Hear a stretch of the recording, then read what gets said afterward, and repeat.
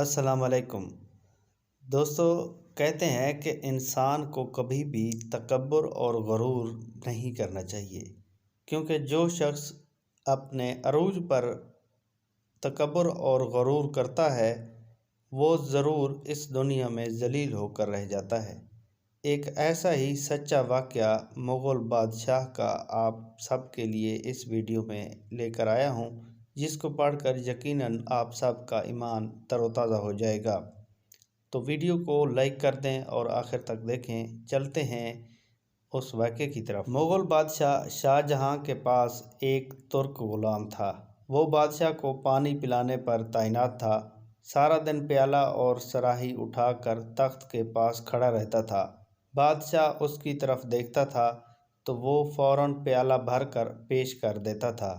وہ برسوں سے یہ ڈیوٹی سر انجام دے رہا تھا اور بڑی حد تک بادشاہ کا رمز شناس ہو چکا تھا، لیکن ایک دن اس سے غلطی ہو گئی۔ بادشاہ کو پیالہ پیش کیا۔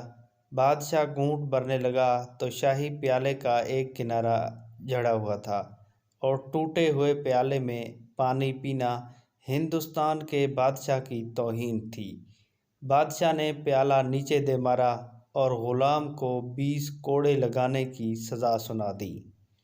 بادشاہ کا حکم آخری حکم تھا۔ غلام کو کوڑے بھی لگ گئے اور وہ ڈیوٹی سے فارغ بھی ہو گیا۔ وقت بدلا۔ اورنگزیب عالمگیر نے اپنے والد شاہ جہاں کو قید میں ڈال دیا اور وہ تمام غلام اور ملازمین بوڑھے بادشاہ شاہ جہاں پر تعینات کر دیے، جنہیں کبھی شاہ جہاں نے سزائیں دی تھیں۔ وہ پانی پلانے والا غلام بھی ان ملازموں میں شامل تھا۔ بادشاہ کو قید میں پیاس محسوس ہوئی۔ پانی مانگا۔ غلام آیا اور پیالہ بادشاہ کے ہاتھ میں پکڑا دیا۔ بادشاہ نے پیالے کو غور سے دیکھا۔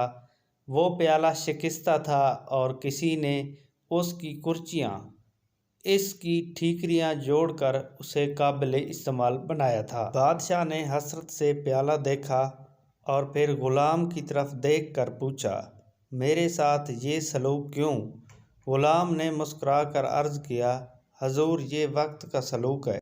یہ وہی پیالہ ہے جس کا ایک کونا بھرنے پر آپ نے اس میں پانی پینے سے انکار کر دیا تھا اور اسے زمین پر مار کر توڑ دیا تھا۔